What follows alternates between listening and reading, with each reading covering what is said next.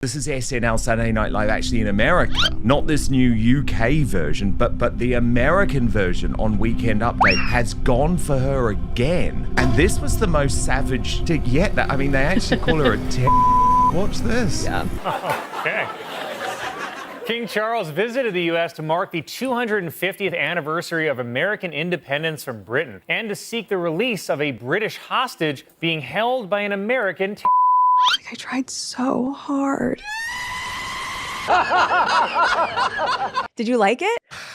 I'm almost speechless. Oh man, it's so funny, Dan. It's so funny. Saturday, May 2nd, 2026. Studio 8H in New York City. Just 3 nights earlier, Colin Jost sat at the Weekend Update desk staring directly into the camera, delivering a joke that instantly sent social media into chaos. And the moment landed hard. A photo of Prince Harry and Meghan Markle flashed across the screen behind him, and the crowd completely lost it. People weren't sitting there confused or uncomfortable. They were laughing loud enough to shake the room. Even Jost looked like he almost cracked for a second before quickly moving on. But online, the clip exploded everywhere. Within barely a day and a half, that short moment had spread across entertainment blogs, celebrity pages, royal discussion accounts, and international media outlets. Saturday Night Live once again slams Meghan Markle as she is spiraling after burning all of the bridges. Suddenly, everybody was talking about the same thing. Why did one of America's biggest comedy shows feel so comfortable taking a shot at Harry and Meghan in front of millions of viewers? And here's what makes it even crazier. This wasn't some random accident. Weekend Update jokes don't just magically appear on live TV. Every single line goes through writers, producers, and legal review before it ever reaches the camera. Meghan Markle is once again getting trolled. Oh, poor Meghan, the most trolled person in the entire world. That means multiple people looked at the joke, approved it, and believed the audience would react exactly the way they did, and honestly, they were right. The crowd reaction said everything. The internet reaction said even more. What used to feel untouchable around Harry and Meghan suddenly started feeling very different. The hatred for Meghan is all over the place. She has burned way too many bridges, so it doesn't surprise me at all. And hence why we're getting jokes like this, because she's become the joke. Meghan Markle is completely a joke at this point. The tone had shifted and people noticed immediately. Now here's where the bigger story starts unfolding. Because if you rewind 1 full year earlier to May 10th, 2025, you see almost the exact same pattern happening again. Listen, I brought Meghan Markle, whatever her name is, to my Deal or No Deal celebrity golf tournament. She was one of my Deal or No Deal girls that were, she was a caddy for all of my celebrities. Yeah, everyone wants to see it. Same show, same desk, same Colin Jost. Another royal joke that sent the audience into absolute hysterics. This time, the setup involved headlines about trade talks between the United States and the United Kingdom. Standard political material, nothing unusual at first. NBC has announced plans for a spin-off to the hit series Suits, which will be set in Los Angeles. It will focus on Meghan Markle's character's struggle to balance her legal career while also caring for an unemployed immigrant. But then, the conversation pivoted toward Harry and Meghan, and the crowd erupted again the second their photo appeared on screen. Jost briefly lost composure for a split second, trying not to laugh at the audience reaction before carrying on with the segment. Meanwhile, online clips were already spreading at lightning speed before the weekend even ended, and people began connecting the dots. You know, I mean, she used to be on Deal or No Deal. Look, she was on Deal or No Deal. Yeah, that's right. And then the wife convinces you to leave the royal family. Like, I'm out. I don't need you guys. Which is crazy, because don't you just get free money? Because the joke itself wasn't really about politics anymore. It was about public perception. The punchline painted Harry and Meghan as two people caught in an awkward spotlight, where every public appearance, interview, or business move instantly became comedy material.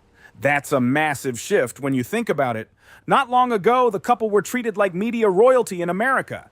Huge interviews, red carpets, streaming deals, magazine covers, celebrity events, all of it felt polished and protected. The irony of her calling Lauren Sanchez trashy, but now quietly realizing, oh crap, I should have befriended her more, is so hilarious to me. Because Lauren Sanchez, same type of thing, but she bagged someone richer and actually who has power, unlike Harry. Meghan must be so damn jealous of that. But suddenly, late night comedy started sounding less cautious and way more blunt, and audiences kept eating it up. At the same time, Prince Harry was publicly speaking about wanting peace with his family, while Meghan was focused on new media projects and business launches. But instead of treating those moments seriously, comedy shows kept turning them into punchlines. That contrast is what really grabbed attention online. One side was trying to present a polished comeback story. The other side, especially in entertainment media, seemed more interested in treating the entire situation like an ongoing Hollywood drama nobody could stop watching. All right, oh, look who it is. It's one of my ex-girlfriends. Excellent, Miss Tinsley Granger Gash. Yeah. Hi, Tins. You want to say something to my future child? Oh, hello, little baby. Hello, little tiny baby. All right, little close, little Tins, baby. right? Your dad broke up with me on WhatsApp. Okay. And after years of repeated jokes, viral clips, awkward interviews, and non-stop commentary, a lot of viewers started asking the same question. Was this just harmless comedy? Or was America's entertainment world slowly signaling that the public image around Harry and Meghan had changed way more than anyone wanted to admit? Online supporters tried pushing back after the clip went viral, but something felt very different this time. The outrage just never fully landed. The joke kept spreading everywhere anyway. Here we go.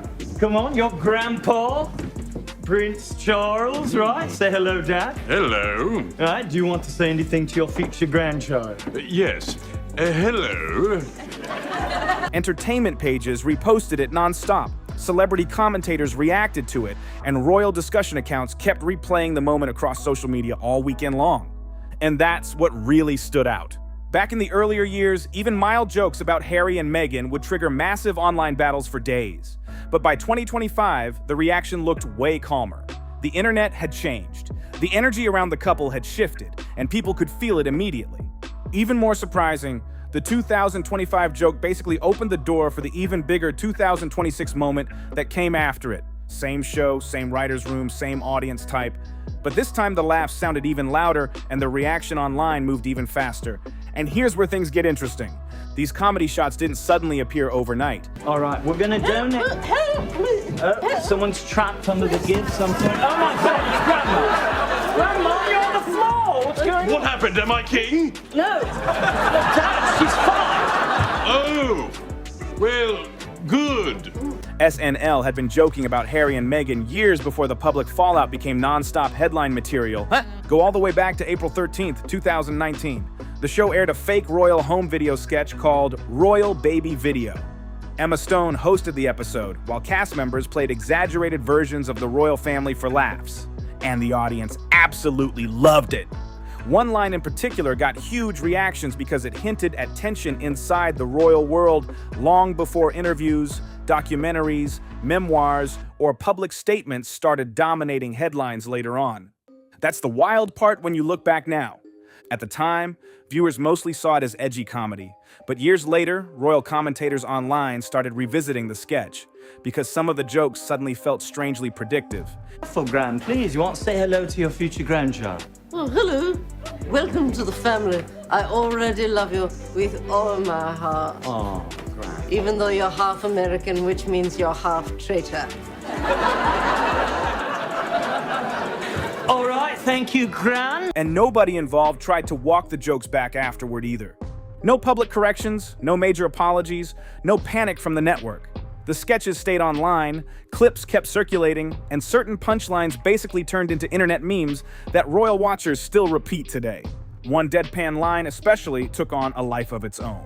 People kept reposting it every single time another controversy or awkward public moment appeared in the news cycle. What started as a quick comedy bit somehow stuck around for years. That says a lot about how powerful late-night comedy can become once the internet grabs hold of a moment.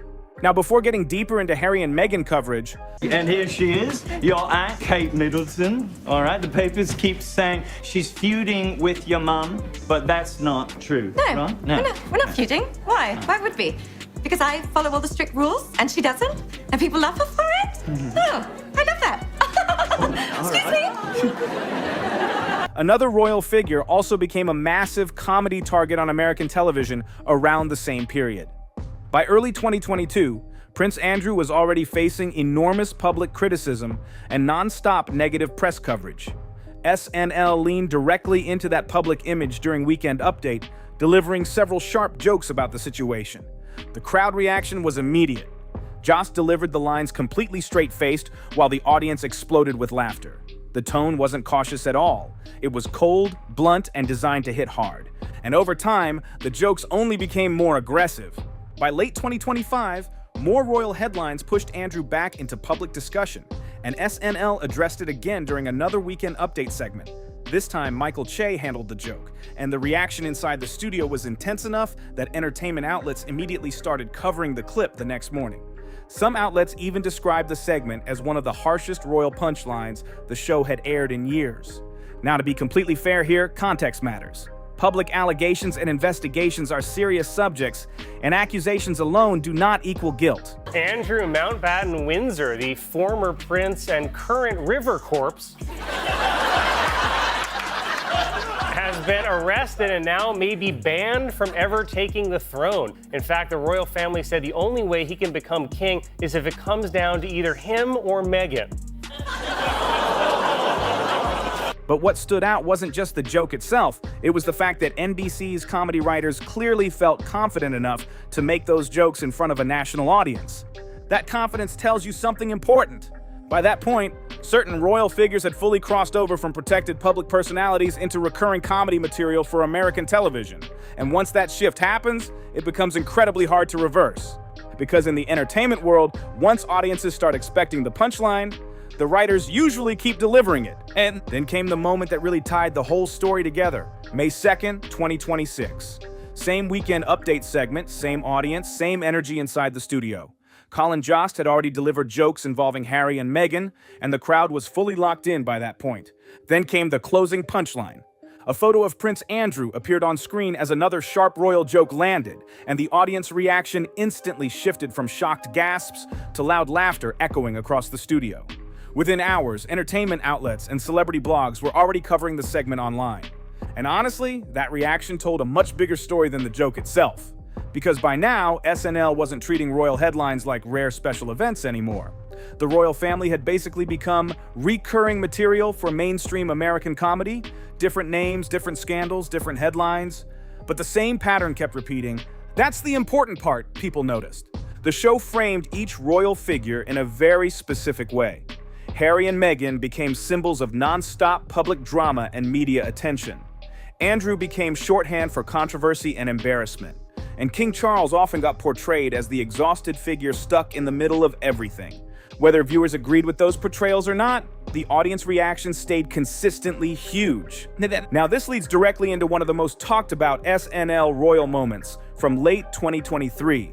A Christmas photo released by the royal family features a bad Photoshop job where Prince Louis's finger appears to be missing.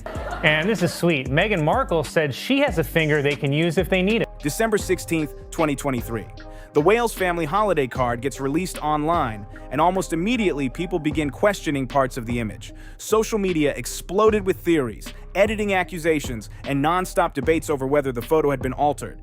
The story got so massive that major media outlets around the world started discussing it non-stop. SNL wasted absolutely no time jumping on the moment. During Weekend Update, Jost paused for effect before delivering another quick royal punchline, and the studio erupted instantly. Then the show displayed a parody version of the holiday card on screen, pushing the joke even further. The visual gag spread online almost immediately because people couldn't stop reposting it. And this is why that moment mattered so much. It wasn't just a random joke about one photo. The writers took multiple ongoing royal discussions, blended them together into one fast comedy bit, and turned weeks of internet speculation into a national television punchline in under 15 seconds. We know what that means. That's LA. She wants to be famous. She found the guy to make her the most famous in the world, and now she's over there and she's like, if she didn't marry him, she would be on The Bachelor this season. She would be Megan M. from Sherman Oaks barista. She's just got lots. That's what SNL does when it senses a public narrative shifting. And over time, the pattern became impossible to ignore. Back in 2018, Harry and Meghan were mostly presented as exciting newcomers. American media coverage around them felt glamorous, modern, and overwhelmingly positive. Meghan especially was often framed as the fresh outsider bringing new energy into the royal world. But by 2019, the tone in comedy started getting sharper. By the early 2020s, jokes about family tension, public interviews, and media attention became regular material on late-night television. Then by 2023 and 2025, the humor became even more blunt, with punchlines focusing less on fairy tale celebrity and more on controversy, branding, and non-stop public exposure.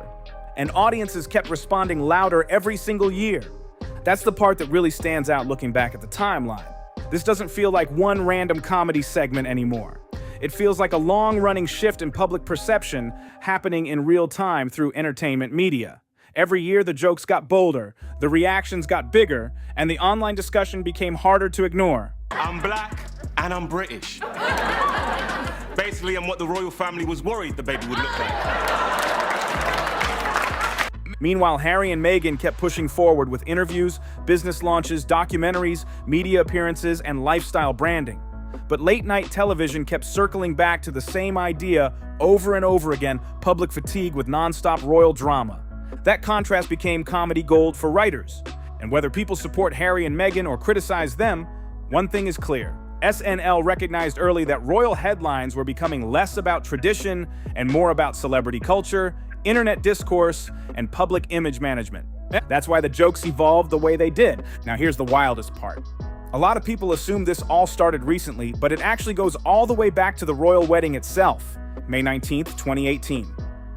Harry and Meghan had just married at Windsor Castle in front of a massive global audience. The ceremony was emotional, elegant, and watched by millions around the world. Elon built electric cars, he's going to Mars. Why is he even involving himself with Twitter? It would be like if the Prince of England gave it all up just to marry an actor from Suits. Then later that same night, Weekend Update went live on NBC. And almost immediately, SNL started turning the royal fairy tale into comedy material for American audiences. The reaction inside the studio was immediate. Back on the night of Harry and Meghan's royal wedding in 2018, SNL wasted absolutely no time turning the massive global event into comedy material. While millions around the world were still caught up in the fairy tale atmosphere, Weekend Update came in with sharp jokes aimed directly at the royal couple. And people laughed hard. What made the moment stand out was how quickly the tone shifted from celebration to satire. It was reported that the organizers of King Charles's coronation have officially invited Meghan Markle, and this is nice, at a starting salary of $19 an hour. Even during the height of the wedding excitement, SNL writers were already framing Harry and Meghan less like untouchable royals and more like celebrity figures open for jokes. That set the tone for everything that followed. Fast forward to April 10th, 2021. Just weeks after the Oprah interview dominated headlines worldwide, actor Daniel Kaluuya hosted SNL and delivered a monologue that instantly grabbed attention online. The audience completely understood the reference the second he said it. The moment spread across social media within hours, showing up in reaction videos, entertainment articles, and celebrity commentary channels almost immediately. What started as one of the biggest emotional royal interviews in years had now become late-night comedy material too. Today, Suits actress Meghan Markle married some unemployed dude who still lives with his grandma. And that shift mattered a lot, because once major cultural moments become recurring punchlines on shows like SNL, they stop feeling distant or formal. They become part of internet culture. Memes, running jokes, viral clips people repost over and over again. Then came early 2023, right after Prince Harry's memoir, Spare, hit headlines everywhere. SNL responded with a parody music segment built around exaggerated royal drama, celebrity headlines, and non-stop media attention. The sketch leaned heavily into the chaos surrounding interviews, press coverage, and public reactions at the time. And the audience absolutely lost it. One line from the sketch instantly exploded online and quickly became one of those phrases royal commentators kept repeating anytime another viral moment happened involving Harry or Meghan. That's how powerful these sketches became. A single joke could escape the show itself and live online for months, sometimes years. Every new headline suddenly connected back to an older SNL clip, creating this endless loop between celebrity news and internet comedy culture. I'm black and I'm British.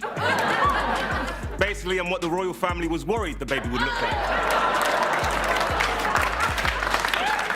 You know, people ask me, what's worse? British racism or American racism? Let me put it this way. British racism is so bad, white people left. They wanted to be free.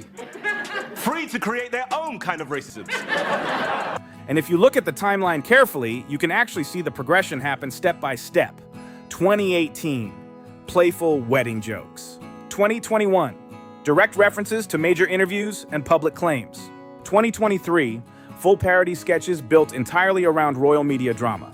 2025 and 2026, increasingly blunt punchlines about public image and audience fatigue. It didn't happen overnight. The tone evolved slowly over time, and audiences evolved with it. That's probably the biggest reason the reactions now feel so intense. Viewers were gradually conditioned to see royal headlines less as historic events and more as celebrity entertainment content. And honestly, social media made that transformation even faster. Every clip got reposted. Every joke became a meme. Every awkward headline instantly turned into commentary material for TikTok, YouTube, and entertainment blogs trying to farm reactions and debate. Now here's where things get even wilder. By 2026, the comedy wave wasn't just happening in America anymore. A UK version of SNL officially launched, bringing British comedians and writers into the exact same style of royal satire. And right away, the new version of the show leaned heavily into British headlines, royal controversies, and political humor. The opening episodes immediately got people talking. British comedians approached the material differently too. The humor was drier, sharper, and packed with local references that American audiences might completely miss. If you want us to sum up our thoughts, take out the pods and hear me, all right? Because we have a way of talking back in the ends. Hey, 30 milli pounds? Yeah. Prince Eric, stayed over at Tyler Perry's, pressed cold like Bren and Jerry's. I'm allergic to dairy. Then the killer. Harry and Meghan, Ronald Reagan, interracial dating, Queen said not today, Satan. But the overall message stayed very similar. Royal controversies had officially become mainstream comedy territory. Prince Andrew became one of the biggest recurring targets, while Harry and Meghan frequently appeared in jokes tied to media coverage, celebrity branding, and public perception. And audiences on both sides of the Atlantic kept tuning in. That's the crazy full-circle moment in this entire story. 8 years earlier, Harry and Meghan were presented as a modern royal fairy tale. Massive public support, huge media fascination, endless glamorous headlines. The couple felt almost unstoppable in terms of popularity and public attention. But over time, entertainment culture shifted. The headlines became more dramatic. The interviews became more personal. The documentaries, books, public appearances, and social media debates never seemed to slow down. And comedy writers noticed all of it. That's why the jokes kept evolving year after year. Now, whether someone supports Harry and Meghan or strongly disagrees with them, one thing is impossible to ignore. Late-night television clearly sees them as major comedy material in a way that barely existed back in 2018. And once a public figure becomes a permanent part of the comedy cycle, every new headline risks turning into another viral punchline. That's where things stand right now. Because in today's internet world, public image moves fast. One moment, someone is the center of a global fairy tale. And a few years later, they're trending because of late-night sketches, reaction clips, and viral memes spreading across 2 continents at the same time. Got something to say about this? Drop your thoughts in the comments and let's get into it. If this breakdown made you see things differently, hit subscribe so you don't miss what's coming next. Tap that like button and share this with someone who needs to hear it.